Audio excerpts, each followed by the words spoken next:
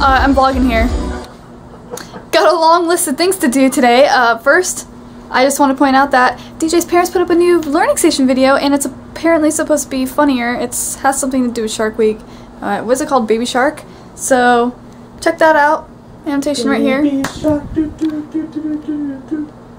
And then we have to, we're changing the bass strings because DJ got his heavier strings. Is that what they are? They're thicker? For drop tuning. So we're going to change the bass strings. We are going to start the next part of Mitchell's project today. And then Carter's coming over and we're going to help him. So that's what we have on the list for now. Things could be added or taken away. You know what? Leave a video response of you doing Baby Shark dance on this video. And we might feature you in our next vlog. Alright, so just got the mail in and I got my DR handmade drop down tuning strings. Patent pending DDT. Has a nasty spider on. Sponsor! Because it's a spider. Because, wait, nothing drops like a spider from its web. Oh. So we're gonna drop this tuning down.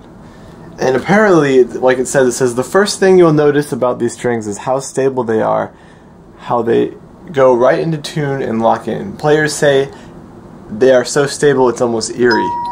So, sounds good to me. So I'm gonna give it a try. I think right now the strings that are on here are Ernie Ball strings, I'm assuming, because it's an Ernie Ball bass guitar. And they kind of have really bad intonation because when I drop down.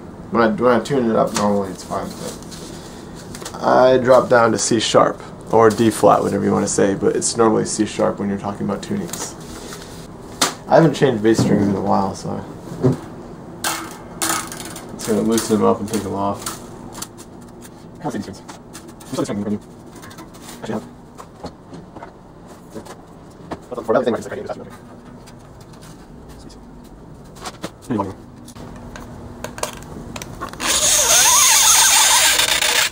I hate doing this. I feel like I'm breaking it. So I already took the strings off, put them back in the little things. They're kind of falling out.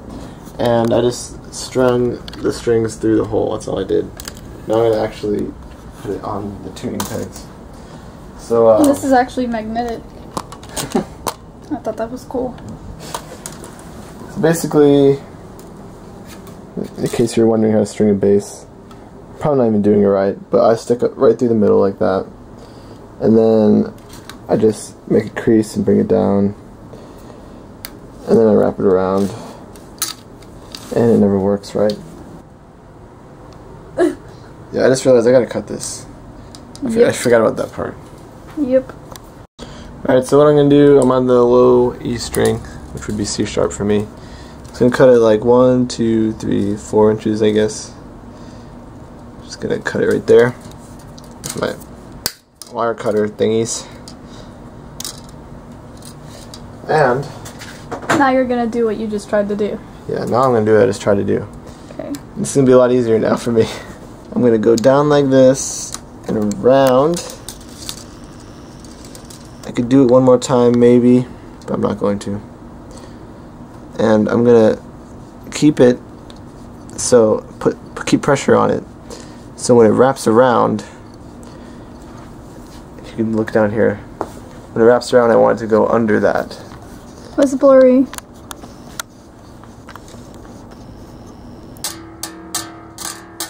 Well, there's that one. Now I'm gonna do the next string. Once again, it's already wrapped in under there, and you have to cut it. Try not to cut it. 4 inches from the tuning peg. 1, 2, 3, 4. It's just a guesstimation, I guess. Alright. There you go. Alright.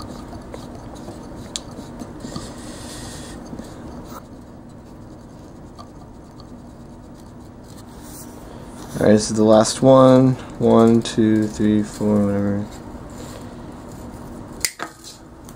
Now this one, since it's on the other side, I'm gonna string. Oh, that feels too short. But I'm gonna string it because these ones over here are going in.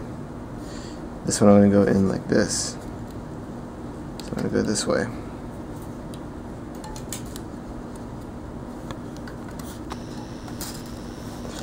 And these, you didn't see it, but I did the last one simple. Like I didn't have problems with it because the smaller strings are a little easier than the bigger strings. I don't know why, I guess just because they're not as floppy. There's a floppy disk on the floor. There's a floppy disk on the floor. Bow. There's a floppy disk on the floor. There's a floppy disk on the floor. Ow. Ow. Now they're on there, I also got to tune them. Another thing you got to make sure is that they all line up in the little slits, the little areas for them in the bridge. I don't know any of these words. I just pretend I know things, and it works. Alright, so I tuned the strings high, as high as they're supposed to be. Actually found out my low string was actually pretty close to where it was supposed to be. But they definitely feel a lot tighter. Before, with the Ernie Ball strings, they were kind of floppy. And these are definitely a bigger gauge, but I think they're also the strings are also made to have more tension, I guess is what it is.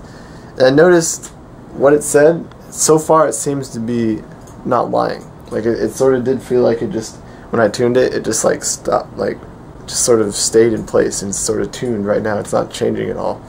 But I'm just playing it without hearing it through like my computer or an amp, though I might be wrong. But I'm gonna try that out soon. Right now, Sabrina's uploading the vlog, so in a little bit I'm gonna try out the bass and see if it sounds better. So far, hearing it without plugging it in, I'm noticing it definitely has intonation now. Everything I play has tone. There's not much fret buzz, which is awesome. So it fixed all that, but the tone sounds a little bit flatter and like a little bit more dead. Before I sort of had more tone. That's just without plugging it in. When I plug it in, it's probably going to sound the same. But we'll see. We got our chores done and a few other things done, and now we're going to go eat with DJ's parents because we were invited.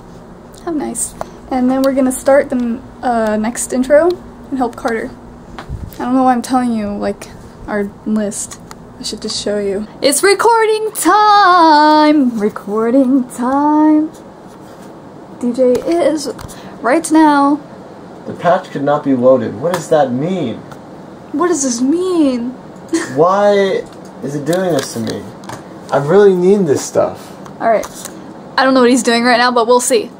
So I just went on the Native Instruments website, because as you may know, we use Guitar Rig and Complete, and we use pretty much all Native Instruments plugins when we record all of our songs.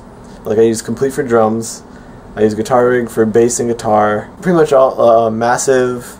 We use pretty much all of them. Absinthe. That's all we pretty much use for our instruments. I just looked it up, and I'm right now on Complete 6. That's the complete bundle of all of Native Instruments plugins, and 7 came out right after I got 6, and I got mad. I was really mad, but it wasn't. From what I saw, it was a lot of new things, but it wasn't really anything that would affect me. But now Complete 8 is out, coming out September 1st. But it looks like a couple of the plugins that are incomplete are out already. And this is really exciting for me, because Guitar Rig 5 is out. And I don't know, this probably doesn't mean anything to you guys, but Guitar Rig 4 has been out for a very long time. And I've been waiting for an update to it, because I want some more stuff to play around with. And Guitar Rig 5 has some new high gain amps inside it. And that's exciting for me, because usually they just play with the effects and not really add any high gain amps. And now they're adding high gain amps, and that's pretty much all. I use all high gain amps for my guitars. So now I get to experiment. I like experimenting. Look at this. Brand new, inspiring, creative, bigger, fully integrated, setting studio standards once again. Complete 8. Now featuring 27 instruments and effects. Over 108. I can't talk. 110 gigabytes of TeraBrite. 110 gigabytes. You should start a band called Gigabrite. We can go on tour, Gigabrite and TeraBrite. So today we went and we picked up DJ's dad's car with DJ's dad, and then we went out to Starbucks and got a drink for his mom, very nicely for her. And then we went to Fridays, and now we're back. And DJ has something sick he's making. It's awesome.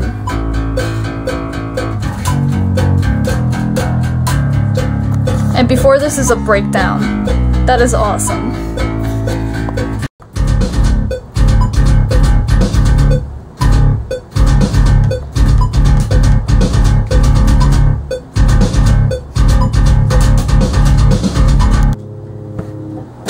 Carter's here!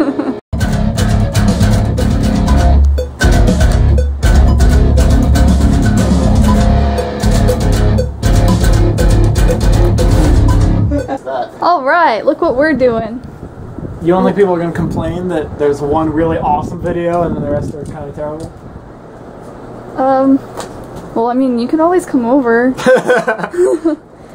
Every Friday night. just- Hey guys, how you doing? Just use this as like a format. Like, Right. see what we do. I mean, it's not obviously not going to be as good quality as a DSLR, but it'll be similar.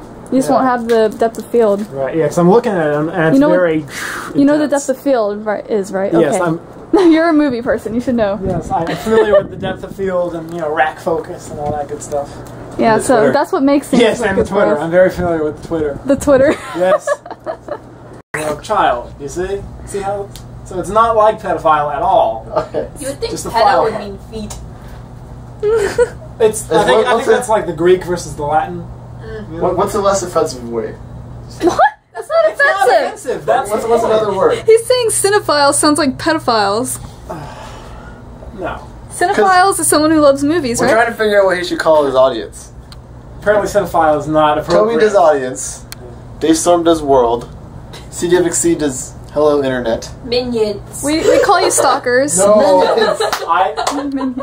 That's malicious. I'm not Yeah, gonna that's call kind of people mean. minions. That's mean. Cinephile sounds good, but I swear there's another word for it. Actually, just That's go on correct. Rhyme Zone and type in synonyms for cinephiles. Well, that was hard to say. Rhyme Zone? A critic is somebody No, you can like change me it. who's actually for the vlog. Go. Alright, so I'm going to tell you something that we learned at VidCon. Oh, VidCon. At VidCon. What do We learned this from Toby Turner, actually. He did a speaking. a speaking? A speech, you mean? did a He speaking. did a speaking. It's hypo-commemorated. What? What? I'm using big words. So you're making up Carter uses big words, so now DJ's You don't trying understand what to that make means. up for I use it his... in context. You should understand what it means. Just because you create a context for a word that's fictional doesn't mean that we automatically. Alright, you're being... What? You're being collaborated right now. What? Again, just what are the things that I need that you learned at VidCon? Mr. Highfalutin? I'm crying for my septicles. What's going on? Okay. Receptacles? You You know, could at least say cornea or retina or something. The eye holes. Yeah, that's a real great, smart word. So what do you need to do? Alright, this is what Toby Turner taught us. Quantity over quality. Okay? No. And you need... That's not what we do. That's not what we do. We you do want quality. You want quality. Just But not worry so You much want more about it. more than quality. So Because find you somewhere need in the quantity. middle that you... Quantity is more important than quality in YouTube. Because But it keeps quality them needs to coming be good. back. Right. So basically you need quantity and quality.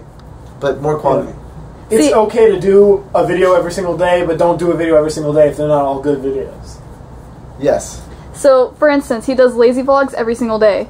But he doesn't do his really high quality, what is it called? Cute win fail Yeah. every day. He does that like once a week or something. I don't really know how many times. But Alright. And you need a lot of things. Okay, such as? Just things. Things that your viewers Can will know connect what it is. with. Yeah, things that you can connect with your viewers. Like your people that watch inside you, things. that have seen you before, they'll notice he did that in the other video. That must be a thing. Because he did it more Okay, than once. so you're saying I need unique traits. I need stuff that you Yes. can put on a t-shirt kind of things. Yeah, Sure. like That would come in handy. Toby Turner, for instance. He does something every single video. The darkness, redness, whiteness. At the end, he says, If you sneeze during this video, bless you. peace off. Subscribe. Outro of darkness and redness and whiteness and blah blah blah. And he's like, And boop. yeah. And boo. And Yeah. boop. And he also says like, comment about trees. And he just like makes something up on the spot. So he has things. Wheezy Waiter. Explosion Wednesday. Have you seen Wheezy Waiter before? Oh, he Okay. hasn't. Sorry. That's a thing. Actually, one of Wheezy Waiter's things is making things. Like, he's like, is that a thing yet? I don't know. It'll be a thing soon. What does like, Wednesday? That's literally one of his things is making things. Also, when he I says... just realized that. Wheezy Waiter's thing is making things. Yeah. You got very excited. He's a genius. I'm crying.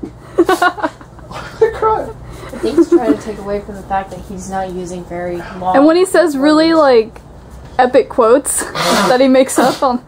He actually, like, puts the words up as he's saying it on the screen, and then does little slat... Oh my god! Oh my god! Here's your thing, okay? Okay, you'll find out if you go watch his video. Bye!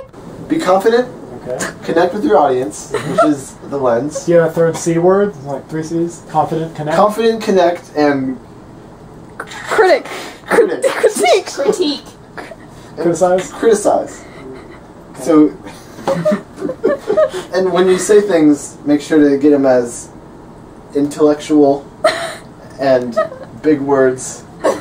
As intellectual and big words. Such as intellectual, that's a big word. Sesquipedalian? Is that English? Yes, that's English. How is that English? It means... It's an adjective. I'm sure it means something. I believe you. Okay. So just, you know, don't be nervous. No, of course You look nervous right now. No. Perfectly fine. Okay. Let's go. It's just hammer. Look at him. He's like, I get a TeraBrite intro. Woo! No. That's it. Alright. Alright guys, it's finished. He went home. Carter went home. And we decided to do criticarter for his YouTube channel. So please go check out his first video. And if you like it, subscribe. If you don't, then don't worry about it. Here, just go check it out. We helped him with it. And it's pretty good for a first video, I think. Once he warms up to the camera a little more, I feel like he's just only going to get better and better. That's all I'm saying. So, now that that's done, we're going to go to bed. You tired? Mm-hmm. You look tired. We even made him a background. Look at this. We made him a background. Well, it looks bad because your screen resolution's so high. Open on. And we made him a little short intro. And yeah. Okay guys, well, we'll see you tomorrow. Bye bye. So if a video and a vlog make a vlog,